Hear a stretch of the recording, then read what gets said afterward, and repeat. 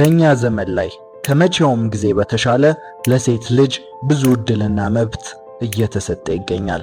ታዲያ ይህንን ዕድል እየመረመሩ ከቁጥጥር ሳይወጣ እንዴት መጠቀም እንዳለባቸው የሚያውቁ ብዙ በሳልና ብልህ ልባም ሴቶች እንዳሉ ሁሉ በዚህ ዘመን ላይ ዘመኑ ያመጣላትን ዕድል እና ጊዜው የሚሰጣትን መብት እንዴት መጠቀም እንዳለባት የማታውቅን ሴት ሞኝ ሴት እንላታለን።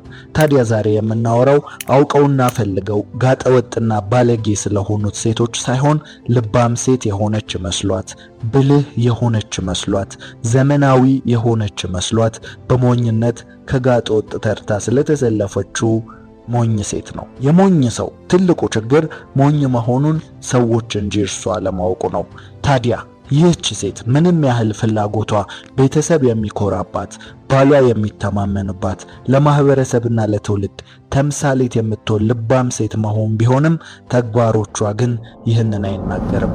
ታዲያ ዛሬ ይህች ሴት የምታደርጋቸውን 10 የሞኝ ሴት መገለጫ የሆኑትን ባህሪያት እነግራችኋለሁ። ሴቶች ድንገት ራሳችሁን ካገኛችሁና ባለማወቅ ከሆነ እዚህ ተግባር ላይ የምትገኙት ራሳችሁን ለመለወጥና አስተሳሰባችሁን ለማስተካከል ይረዳችኋል። ወንድም ደግሞ ከእንዲህ አይነቷ ሴት ራስህን ለመጠበቅ ይጠቅማል። ቪዲዮውን እስከ መጨረሻው መመልከት ሙሉ የሆነ ዕውቀትን ይሰጣችኋል። በትዕግስትም እስከ መጨረሻ ተመልከቱት። መልካም ልብ ካላችሁ ቪዲዮውን ላይክ በማድረግ ይጀምሩ። ለዚህ የቁም ነገር ቻናል አዲስ ከሆኑ ደግሞ ሰብስክራይብ በማድረግ ቤተሰባችን ይሁኑ።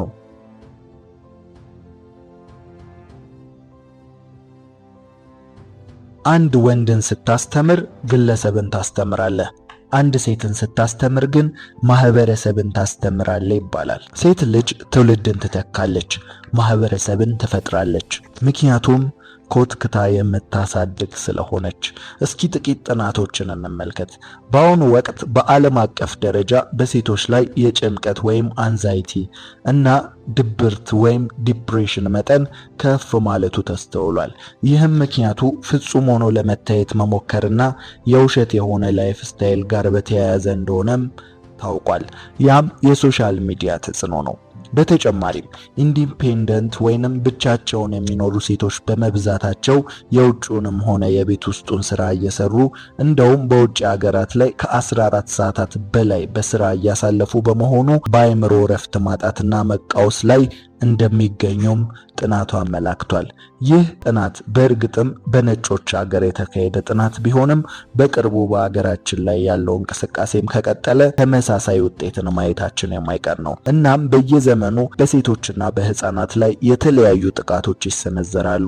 ምክንያቱም ቅድም እንዳልኩት ሴት የማህበረሰብ ማገር ናት፣ የትውልድም ፈጣሪ ናት። ትውልድን መበረዝ ማህበረሰብንም ማቃወስ ከተፈለገ ጥቃቶች ሁሉ የሚሰነዘሩት በሴት ላይ ይሆናል ማለት ነው። እንዲሁም ተተኪ በሚሆኑ ህፃናት ላይ አንዳንዶች ፈልገው በፍቃዳቸው የተበላሸ የተበረዘ አመለካከትን ሲከተሉ፣ አብዛኞቹ ግን ተሸውደውና ተታለው እያደረጉ ያሉትን ነገር ያደርጋሉ። ታዲያ ዛሬ ዘመኑ ለሴት ልጅ የሰጠውን መብትና እድል እንዴት በጥበብ መጠቀም እንዳለባችሁ እንዲሁም 10 የሞኝ ሴት ባህሪያትንም እንነጋገራለን። አሁን በቀጥታ ወደ 10 የሞኝ ሴት ባህሪ እንለፍ። አንደኛ፣ ከክብር ይልቅ ትኩረትን ትፈልጋለች። ይህች ሞኝ ሴት ያልተረዳችው አንድ ነገር ሴት ልጅ ባትፈልግም እንኳን የትኩረት ማዕከል መሆን መቻሏን ነው። በተፈጥሮ ሴቶች በምድር ላይ የውበት ተምሳሌት ናቸው። በተለይ ሴት ልጅ ትኩረትን ለመሳብ ከፈለገች ብዙ ጥረትን አይጠይቃትም። ይህንንም አለማወቋ ሰውነቷን ገላልጣና ከሚገባው በላይ በሆነ መዋቢያዎች ወደ ራሷ ትኩረትን ለመሳብ ትጥራለች። ነገር ግን የምታገኘው ትኩረትን እንጂ ክብርን አይደለም። ትኩረት ሁልጊዜም ለየት ባለ ነገር ላይ ይሰረቃል። በጨዋ መሃል ባለጌ፣ በጥሩ ሰው መሃል ሌባ ትኩረትን መውሰዱ አይቀርም። ባጭሩ ለትኩረት እረፍት የለሽ መሆን፣ አይናውጣ መሆን፣ እንደፈለኩ እኔ ከተመቸኝ በማለት ለማህበረሰቡም ሆነ ለቤተሰብ አስነዋሪ ነገርን ማድረግ፣ እነዚህ ሁሉ ትኩረትን ይስባሉ። ነገር ግን በዚህ ክብርን አታገኝም። ሁልጊዜም ደግሞ ትኩረት ከክብር አይበልጥም። ተመልከቱ፣ ሰውነታቸውን ገልጠው የማይታይ ክፍላቸውን እያሳዩ ቪዲዮ የሚሰሩ ሰዎች ያ ቪዲዮ በጣም ከፍተኛ ተመልካች ሆነ ላይክ ሊሰበስብ ይችላል። ግን አስተውሉ፣ የነዛ ሰዎች ቀጣይ ቪዲዮ ምንም ይሁን ምን አይታይም፣ ትክክለኛም ተከታይ አይኖራቸውም። ያ ሁሉ ላይክ እና እይታ ላሳየችው የማይገባ ክፍል የተከፈላት ደሞዝ ነው። ይህ በዘመናዊው መንገድ ራስን መሸጥ ማለት ነው። እነዚህ ሰዎች ለቁም ነገር አይፈለጉም፣ ክብር የላቸውም። ታዲያ ይቺ ሞኝ ሴት ይህንን መንገድ የምትከተል ናት። ክብርን ከምታገኝ ይልቅ ትኩረትን ወደምትሰበስብበት ታደላለች። የሴት ልጅ ክብር ያለው በእናትነቷ ውስጥ ነው፣ በልባም ሴትነቷ፣ በመልካም ረዳትነቷ ውስጥ ነው። ታዲያ ይህንን ትታ ዋጋውን በምታገኘው ትኩረት ልክ እየመዘነች ብዙ ድራማዎችን ህይወቷ ላይ እየፈጠረች የምትኖር ሴት ሞኝ ሴት እንላታለን። ሁለተኛ፣ አውቃለሁ ባይነት። ስለ ሁሉም ነገር ጣልቃ ገብ ነች፣ ለመናገር ትቸኩላለች። ይህች ሴት በሰዎች ጉዳይ በማይመለከታት ሁሉ የምትገባ ነች። አውቃለሁ ባይነቷ በቤተሰቧ በጓደኞቿ ሁሉ ተሸንፋ እንድትኖር ያደርጋታል። ምክንያቱም ለአዲስ ነገር ክፍት አይደለችም። ሁሌም ልክ ነኝ ብላ ነው የምታስበው። ታዋቂው የስነ ልቦና ንድፈ ሐሳብ እንደሚያነሳው ዕውቀታቸው ዝቅተኛ የሆኑ ሰዎች ራሳቸውን ከልክ በላይ የመገመት ዝንባሌ ያላቸው፣ ያም አውቃለሁ የሚሉትን ዕውቀት ከላይ ከላይ ብቻ በማወቃቸው የነገሩን ውስብስብነት ስላልተረዱ ነው ይላል። በአጭሩ አውቃለሁ ባይነት ራሱ አለማወቅ ነው። በዚህ ጊዜ ደግሞ መረጃ በፍጥነት ይገኛል። ስለ የትኛውም ነገር ለማወቅ በጣም ቀላል እየሆነ መጥቷል። መረጃን ማወቅ አዋቂ አያስብልም። ያንን መረጃ መቼና እንዴት በምን መንገድ መጠቀም እንዳለባት ስታውቅ ብቻ ጥበብ ወይም ማወቅ እንለዋለን። ያንን የሚያውቅ ሰው ደግሞ አውቃለሁ አይልም። የተረጋጋና ለመስማት ክፍት የሆነ ልብ ያለው ነው። ብዙ ጊዜ ሶሻል ሚዲያ የምንወዳቸውንና የምንስማማባቸውን ሐሳቦች ብቻ ከፊት ለፊት እያመጣ እንድንሰማ ያደርገናል። ይህም አልጎሪዝሙ የተሰራው በዓላማ ስለሆነ ነው። ታዲያ በሶሻል ሚዲያ ላይ የምትመለከቱት መረጃ ሁልጊዜም እናንተ ከምትደግፉት ወገን ብቻ ይሆናል ማለት ነው። ታዲያ ይህች ሞኝ ሴት ልክ ነሽ በሚሏት ሰዎች ትከበብና በሶሻል ሚዲያም ሆነ በየትኛውም መንገድ የሷን ሐሳብ ብቻ የሚያንጸባርቅ ዓለም ውስጥ ተቀምጣ የራሷን ሐሳብ ፍጹም ትክክል እንደሆነ ማመን ትጀምራለች። ይህ ደግሞ ወደ ትዕቢት ያመራል። ውጤቱም ለባሏ የማትመች ሚስት፣ እንደ እርሷ ግትር ልጆች የምታፈራና በየትኛውም ቦታ ለእድገት የማትፈለግ ትሆናለች። ሁሌም እድገት ዕውቀትን በማሳደግ ራስን በማስተማር ስለሚገኝ። ታዲያ የዚች የሞኝ ሴት ዋና መገለጫ ሁለተኛው አውቃለሁ ባይነት ነው። ሶስተኛው ቁሳቁስ ወዳድነት ነው። ቁሳቁስ ወዳድ ሴት ማለት ውድ ዋጋ ያለው ልብስ ለብሳ ርካሽ ማንነት የተላበሰች ሴት ማለት ነው። ይህች ሴት ዋጋዋን ባሏት ንብረት ልክ ስላረገች ንብረቱ ሲጠፋ አብራ ትጠፋለች። ብልህ ሴት ግን ያላትን ሁሉ ብታጣ የማይጠፋ ሞራልና ክብር ያላት ናት። ቲም ኬዘር ባደረገው ጥናት መሰረት ቁሳቁስ ወዳድ የሆኑ ሰዎች ለከፍተኛ ጭንቀት፣ ድብርትና ለዝቅተኛ በራስ መተማመን የተጋለጡ ናቸው ይላል። ቁሳቁስ ወዳድነት ወይም ማቴሪያሊዝም ማለት በስነ ልቦና እይታ ሲተነተን አንድ ሰው በውስጡ ያለውን መንፈሳዊና ስነ ልቦናዊ ባዶነት በቁሳቁስ ለመምላት የሚያደርገው ከንቱ ሙከራ ነው ይለዋል። ይህች ሞኝ ሴት ያልገባት ነገር ፍላጎት አይረካም፣ ቁሳቁስም አይጠገብም። ዛሬ የገዛችው ፋሽን ነገ ያረጃል። ዓለም ላይ ብዙ ነገር በአንድ ጊዜ ይፈጠራል። ያን ሁሉ መግዛት፣ ያን ሁሉ ማሟላት ስለማትችል የማይረካ ምኞቷን ይዛ የምትኖር ሴት ናት። ይህ እዚህ ጋር አያበቃም።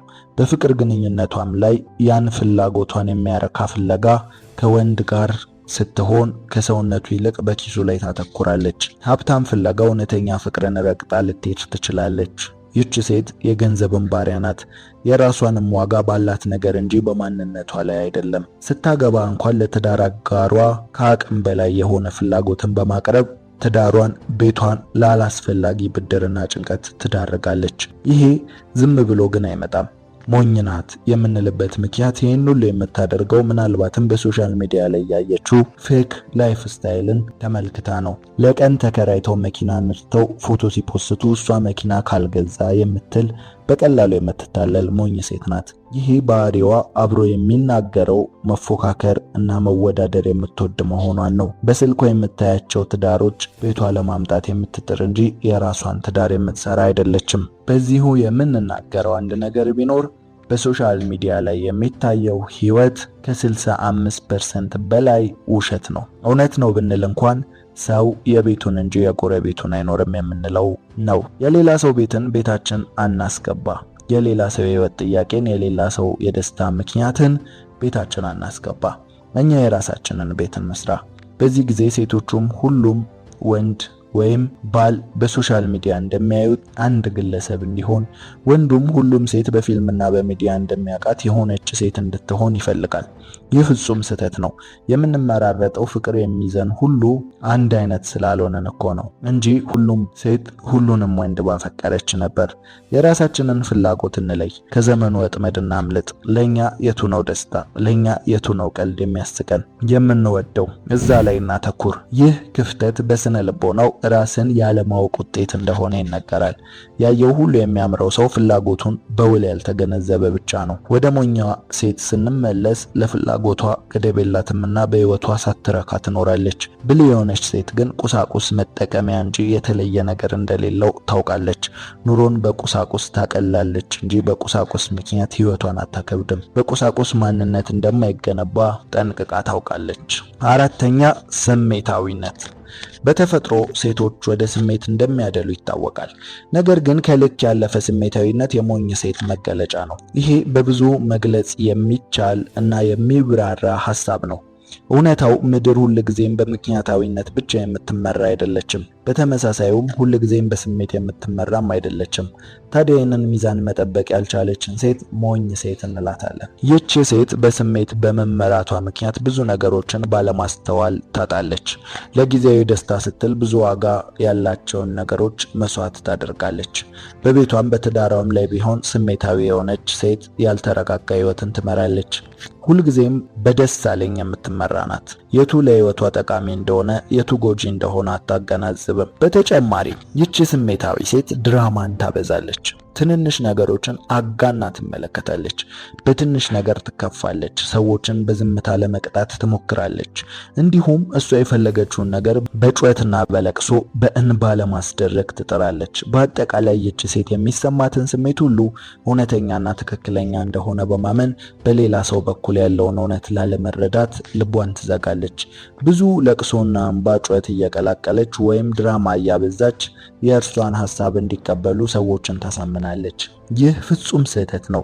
ይህችን አይነት ሴት የምትከበር ይመስላታል፣ ነገር ግን ምናልባት ትፈራ ይሆናል እንጂ አትከበርም። ሰዎችን በፍርሃት እያራቋት ይመጣሉ። ስለ ስሜት ስናወራ በዋነኝነት መገንዘብ ያለብን ስሜት ምልክት እንጂ ትዕዛዝ አለመሆኑን ነው። ስሜቶች በሕይወታችን በተፈጠሩ ወይም ሊፈጠሩ ላሉ ነገሮች ግምቱን የሚያሳይበት መሳሪያ ነው። ያ ማለት አንድ ጫካ ስር ስትሄዱ እንስሳ መጣም አልመጣም የፍርሃት ስሜት ይሰማቸዋል። ያም አደጋ እንዳለ እየገመተ ያለ የሰውነታችን ክፍል ነው። እንዲሁም ስንከፋ፣ ስናዝን በተፈጠሩ ነገሮች ላይ ምን እንደተፈጠረ የሚያገናዝበን ኃይል ነው።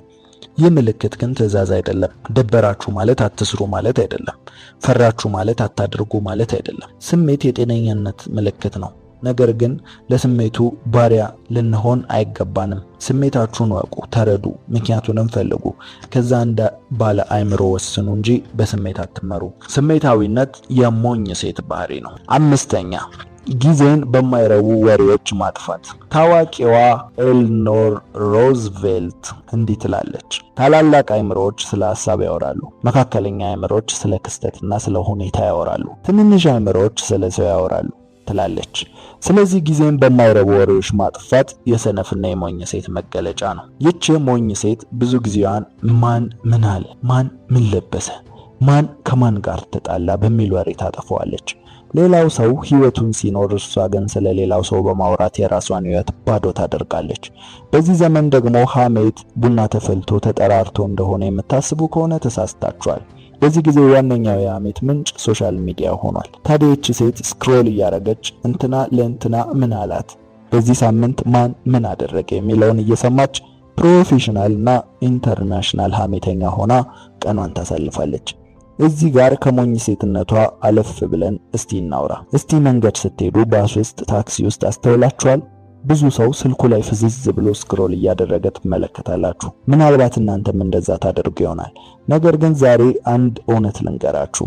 ኤለን መስክ በኢንተርቪው ላይ በምድር ላይ ሰዎች ከፈጠሯቸው ፈጠራዎች አደገኛውና ሰዎችን የሚጎዳው ምንድነው ትላለህ ተብሎ ተጠይቆ ነበር። ታዲያ የመለሰው አጭር ቪዲዮዎች በማለት ነበር። አስቡት፣ የሰው ልጅ ታንክ፣ የጦር መሳሪያ፣ ኒውክሌር፣ መርዝ፣ ብቻ ብዙ አስከፊ ነገሮችን ፈጥሯል። ግን እነዛ ሁሉ የሾርት ቪዲዮን ያህል ተጽዕኖ የላቸውም ማለት ነው።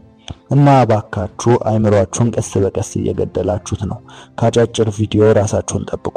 ከጫትና ሲጋራ ባልተናነሰ ምናልባትም በበለጠ ጉዳት ያለው ሱስ መሆን የሚችል ነገር ነው። በፍጥነት ራሳችሁን አድኑ። አሁን ወደ ሞኟ ሴት ስንመለስ በአጭሩ ህይወቷን ሁሉ ስለ ሰዎች በማሰብ በማውራት ጊዜዋን ታባክናለች ማለት ነው። ስድስተኛ ራሷን ከመጠን ባለፈ ዝቅ አድርጋ የምትመለከት ናት። ይህም አንዱ የሞኝ ሴት መገለጫ ነው። ራሷን መካብም ሆነ ከሰው በላይ አድርጎ መመልከት ሞኝነት ሲሆን ከመጠን ባለፈም ራስን ዝቅ ማድረግም የሞኝ ሴት መገለጫ ነው። ዋናው ነገር ሚዛንን መጠበቅ ነው። ታዲያ ይህች ሞኝ ሴት ለራሷ ባላት የወረደ አመለካከት ምክንያት ሁልጊዜም የሰው ጥገኛ ትሆናለች። ያም ማለት ልክ መሆኗን ለማወቅ፣ የለበሰችው እንደሚያምር ለማወቅ፣ ለሁሉም ነገር የሰዎችን ይሁንታ የምትፈልግ ናት። በራስ መተማመንም የላት። የራሷን ነገር ማድረግ፣ መከወን፣ ማቋቋም አትችልም። ከሁሉም ሰው ያነሰ ብቃትና ችሎታ፣ አስተሳሰብ እንዳላት የምታስብ ናት። እንደውም አንዳንዴ ለሁሉም ሰው የተለየ ጸጋ፣ ችሎታ እንዳለው ማንም ሰው ምንም ማድረግ እንደሚችል አምና እሷ ግን ያንን ለማድረግ ያልታደለች እንደሆነች የምታስብ ናት። በአጭሩ ይህች ሴት 99 ነገር ቢኖራት የሌላትን ያንን አንድ ነገር ብቻ የምታስብ ናት። ፍጹማዊነትን የምትፈልግ ናት። ያም በትንሽ ነገር ራሷን የበታች እንድታደርግ ያደርጋታል። ይህች ሞኝ ሴት በዚህ ባህሪዋ ምክንያት የራሷ የምትለው ነገር የሌላት፣ በጓደኞቿ ሐሳብና ምክር የምትነዳ ሆና ትገኛለች። ሁልጊዜም ጥገኛ ነች። የሌሎች ሐሳብ ማስፈጸሚያ ነች። ይህ ሁሉ ለራሷ ካላት የወረደ አመለካከት የሚመነጭ ነው። አሁንም ሶሻል ሚዲያን ተወቃሽ ማድረጋችን የማይቀር ነው። በዛ ላይ የምታያቸው ሞዴሎች የራሷን በራስ መተማመን ይገድላሉ። የራሷን ሴትነት መቀበል ይሳናታል። በየትኛውም ቦታ አይናፋር ከሰው ጋር መቀላቀል የማትችል ሆና ትገኛለች። በዚህም ምክንያት ያላትን ልዩ ብቃትና ችሎታ፣ ስጦታ ሁሉ ሳትጠቀምበት ትቀራለች። ሰባተኛ የሞኝ ሴት ባህሪ ድንበሯን አትጠብቅ። ይህ ማለት ባውንደሪ የላትም ማለት ቤት በአካባቢዋ ብዙ ሰዎች መኖራቸውን የማያጠራጥር ነው። በዚህ ሂደት ውስጥ ለማ ምን እና እንዴት መሆን እንዳለባት የማታውቅ ሴት ሞኝ ሴት እንላታለን። ይህች ሴት አይሆንም አልፈልግም ማለትን ትፈራለች። ለሁሉም ነገር በእሽታ ተወዳጅነትን ለማግኘት ትጥራለች። ይህም ሰዎች ጊዜዋን፣ ጉልበቷን፣ ስሜቷን እንዲበዘብዙ ትፈቅዳለች ማለት ነው። ይህ የሚመጣው ደግ መስሎ ለመታየት ካለ ፍላጎት ነው። አንዳንዴም ፋራ ላለመባል፣ ሙድ የሚገባት አራዳ ለመባልም ሊሆን ይችላል። ነገር ግን እውነቱን ራሷን መጠበቅ አለመቻሏን የሚያሳይ ነው። የሴት ጓደኞቿ ያደረጉትን ሁሉ በማድረግ መመሳሰልን ትመርጣለች። ራሷን አትጠብቅም። የትም በምንም ሁኔታ ልትገኝ ትችላለች። ከራሷ ፍላጎት በላይ የሰዎችን ደስታ እያስቀደመች ብዙ ዋጋን ስትከፍል ትታያለች። ክብሯን የሚነኩ ሰዎች እንኳን ላለማስቀየም ሁልጊዜም ተጎጂ ትሆናለች። ድንበሯን የማትጠብቅ ሴት የማህበረሰብ አስተያየት የሚነዳት፣ አታገቢም፣ አትወልጂም፣ እንዲያቶኝም በሚል ሐሳቦች የምትነዳ፣ የሴት ጓደኞቿ ለጥቅማቸው የሚጠቀሙባት፣ ወንዶች አቅልለው የሚመለከቷት፣ የራሷ ፍላጎት የሌላት ተራ ሴት የምትሆን ናት። ታዲያ ሁልጊዜም ቢሆን ድንበሯን መጠበቅ የግድ አስፈላጊ ነው። ቤተሰቧ እሷ ህይወት ላይ ከምን መወሰን እንዳለባቸው፣ ሰዎች በምን ልክ ሊያናግሯትና ሊቀርቧት እንደሚገባ መስመርን የምታበጅ ሴት ልባም ሴት እንላታለን። ድንበርን ማበጀት ማለት በሌላ አማርኛ እሷ እንዲያትወድም እርሷ ይህንን እሺ አትልም የሚባል በሰዎች ዘንድ የሚታወቅ ሴት ሊኖራት ይገባል ማለት ነው። የራሷ የሆነ የህይወት ፍልስፍና፣ የራሷ የሆነ ሴት ባለቤት መሆን ማለት ነው። ስለዚህ ድንበሯን የማትጠብቅ ሴት ሞኝ ሴት እንላታለን ማለት ነው። ስምንተኛ ሰበበኛነት። ሞኝ ሴት ሲበዛ ሰበበኛ ናት። ለራሷ ህይወት ኃላፊነትን መውሰድ አትፈልግም። ሁልጊዜም ለሚገጥማት ችግር ሌላ ተጠያቂ ሰው ትፈልጋለች። ቤተሰቤ ስላላስተማረኝ፣ ጓደኛ ስለሌለኝ፣ በፍቅር ህይወቷ የጎዳትን ወንድ እንዳለ ወይም መንግስት ስላልረዳኝ፣ ኢትዮጵያ ስለተወለድኩኝ ብቻ መሆን የምትፈልገውን መሆን ያልቻለችባቸውን ሁልጊዜም በሌሎች ጥፋት እንደሆነ የምትናገር ሴት ናት። ይህች ሴት በትዳር ውስጥም ብትሆን አብራ ተስማምታ በወሰነችውና ባደረገችው ነገር ውጤቱ መጥፎ ከሆነ በትዳር አቋራ ላይ እያሳበበች ስትወቅስ የምትኖር ናት። ከዚህ ሴት ጋር ነገሮችን አብሮ ማድረግ፣ አብሮ መወሰን ያስፈራል። ምክንያቱም ትርፍ ብቻ ከሆነ ነው የምትጋራው። ኪሳራ ሲገጥማት በአጋሯ ላይ ወይም በሌሎች ላይ ጣት የምትጠቁም ናት። ሲበዛ አስታሙኝ፣ ተንከባከቡኝ የምትል ናት። እንደ እንቁላል መያዝ የምትፈልግ ናት። ህይወት ለማንም አልጋ በአልጋ ለማንም ምቹ አይደለም። ነገር ግን እርሷ ያንን እርሷ ላይ ብቻ እንደሆነ የምትናገር ናት። ሰበብን የምትደረድር ናት። ለስንፍናዋ፣ ላለመስራቷ፣ ላጣችው ግንኙነት፣ ለየትኛውም ደካማ የህይወት ክፍሏ ሁሉ በሌሎች ላይ የምታሳብብና ምክንያትን የምትሰጥ ናት። እውነታውን ታውቀዋለች። ምክንያቱም ለራሷ እንኳን አሳማኝ ላይሆን ይችላል። ነገር ግን የማታምንበትን ምክንያት ትሰጣለች። እርሷ አጠገብ ያሉ ሰዎች ሁሌም የስጋት ቀጠና ላይ የሚገኙ ናቸው። ሁሌም ጎጂ፣ ሁሌም ለእርሷ የሆነ ነገር መሆን ምክንያት እንደሆኑ እያሰቡ የሚኖሩ ናቸው። በተጎጂ ወይም በተበዳይነት ስሜት ሁሌም ስለምትቀበላቸው አጠገቧ ያሉ ለእሷ ልዩ ጥንቃቄና እንክብካቤ የማድረግ ግዴታ ይጣልባቸዋል። ይህ ግንኙነት ደግሞ ሁሌም ትክክለኛ ውጤት የለውም። በሪሌሽንሺፕ ሆነ በጓደኝነት በቀደመ ህይወት የተጎዱ በመምሰል ቀጣዩን ሪሌሽንሺፕ መጀመር ለሁለተኛው ሰው ፍጹም ስጋት ነው። ሪሌሽንሺፑ አይቀጥልም። ይህ ሁሉ በእርሷ ሰበበኛነት እንደሚመጣ ብታውቅም ግን ምቾት ስፍራዋን ትወደዋለች። እናም ያ የእርሷ ኮንፈርት ዞን ስለሆነ ራሷን መመልከት፣ መለወጥ አትፈልግም። ተበዳይ እንደሆነች እያሰበች መኖርን ትመርጣለች። ይህች ሴትን ሞኝ ሴት እንላታለን። 9ኛ ራሷን ትጥላለች። ይህ ለራስ ካለ ብዙ እንክብካቤ በአርቲፊሻል ነገሮች መዋብ የበዛ ውጫዊ ነገር ላይ ከማተኮር በተቃራኒ ያለ ነው። ሁለቱንም ሞኝነት ነው።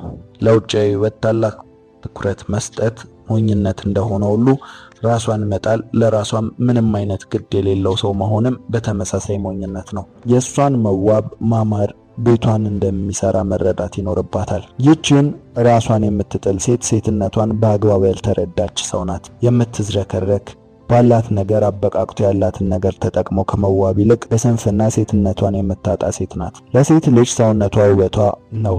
አንድ ትልቅ ሀብቷም ነው። ቤቷን፣ ቤተሰቧን፣ ልጆቿን ደስተኛ ከሚያደርግ ነገር አንዱ የእርሷ መዋብና ንጽህናዋን መጠበቅ ነው። ወንድ ልጅ ለቤቱ የተስተካከለ ሰውነት፣ ጉልበትና ጥንካሬ እንደሚያስፈልገው ሁሉ እርሷ በተቃራኒው የእርሷ ሚና ለቤቱ ውበትና ድምቀት መሆን ነው። አንዳንድ ጊዜ ሴቶች ቤታቸውን አስውበው አስጊጠው፣ እነርሱ ግን በማይረባና ንጽህናውን ባልጠበቀ መልኩ ባላቸውን ሲያስተናግዱ እንመለከታለን። ይህ ፍጹም ስህተት ነው። ሁሉም ነገር ከመጠን ሲያልፍ መስመርን ይስታል።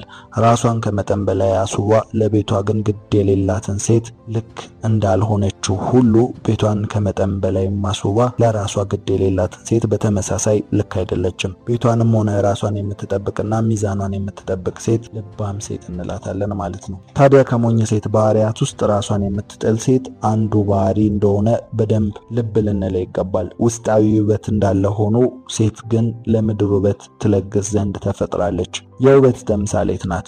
ስለዚህ ራሷን መጣሏ ቀጥሎ ብዙ ነገር ወደ እርሷ ይጎትታል። በራስ መተማመኗንም ይገድላል። ከጓደኞቿ እንዳነሰች ይሰማታል። ግን ለራሷ የውሸት ምክንያት ትሰጣለች። ለቤቴ ብዬ፣ ለልጆቼ ብዬ ራሴን ጣልኩ።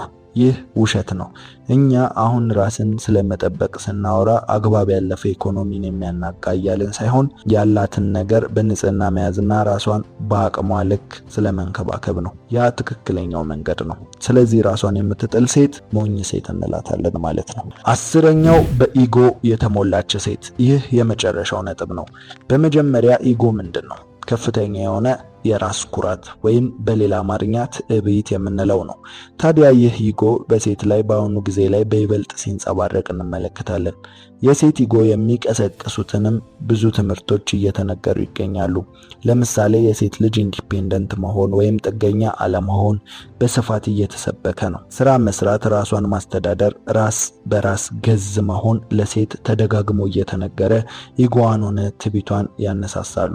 የሰው ልጅ ሁሉ መጠነኛ ኢጎ አለው። ነገር ግን በሴት ላይ ኢጎ ሲጠነክር መዘዙ ብዙ ነው። ራስ በራስ ገዝ መሆኗን ስታምን፣ እንዲሁም ወንድ ለእርሷ ያለውን ጥቅም ገድላ ከወንድ ልታገኝ የሚገቡ የነበሩ ነገሮችን ለምሳሌ ፕሮቫይድ ማድረግ ለራሷ በራስ ፕሮቫይድ በማድረግ ራሷ የሚያስፈልጋትን በማሟላት ራሷን በራሷ በመጠበቅ ማለትም ከወንድ ታገኝ የነበረውን ፕሮቴክሽን አስወግዳ በአሁኑ ዘመን ላይ በሰላማዊ ሰፈር በመኖር የመንግስትን ጥበቃ በማግኘት ራሷን በራሷ እየመራች መጓዝን ስትመርጥ በኢጎ የተሞላች ሴት ወደ መሆን ታድጋለች ማለት ነው። በጣም የጠነከረ ለመሰበር ቅርብ ነው እንደሚባለው የሞላች የመሰላት ክፍተት ሁሉ እንዳልሞላችው ከትክክለኛ የህይወቷ ደስታ እንደጎደለች ወንድ ጥቅሙ ያ ለእርሷ ያሰበችው ብቻ እንዳልነበረ የተረዳች ቀን ሁሉ ነገሯን ትጠላለች። የዚህ ዘመን ትልቁ ውሸት ለወንድም ሆነ ለሴት እየተነገረ ያለው አስፈላጊነት ነው።